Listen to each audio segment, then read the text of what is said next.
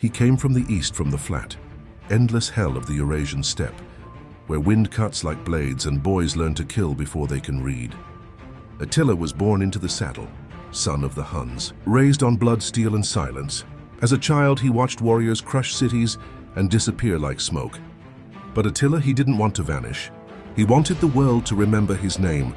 When his uncle, King Rugila, died, Attila and his brother took the throne. But Attila wanted more than co-rule.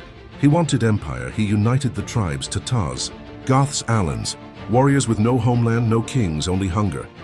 And he gave them one rule: follow me and we will burn a path through empires. And they did. He invaded the Eastern Roman Empire like a plague on horseback. He crossed rivers like ghosts. Whole cities surrendered without a fight. The emperor paid him gold, tons of it, just to go away. So Attila smiled, took the gold, then came back with twice the fury. They thought they could buy off a storm. He laughed. But storms don't take bribes. Then came the West. Attila invaded Gaul, modern-day France, burning towns, enslaving thousands, razing churches. Rome sent its finest general, Flavius Aetius, with a coalition of Romans and Visigoths to stop him. They met on the Catalonian plains. The sky blackened with arrows. The earth shook beneath the hooves of 200,000 men. Steel roared. Blood fell like rain. Attila stood at the heart of the storm.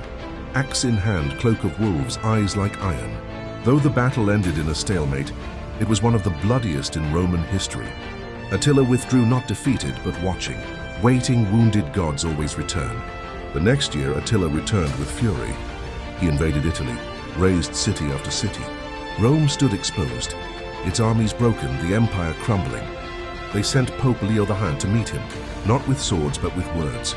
No one knows what was said, but Attila turned back. Some say he saw a vision. Some say he spared Rome out of awe. Others say he was simply done. He had made his point. I am the hammer of the world, he said, and I have broken enough. In 453 AD, Attila married a young woman named Ildiko. That night he died, not in battle, not by blade, but by a nosebleed in his sleep. Some say she poisoned him. Some say the gods finally struck him down.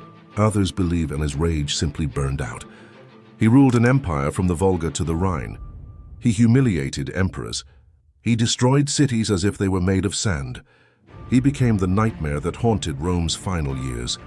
They called him the Scourge of God, not because he hated heaven, but because even the gods couldn't stop him.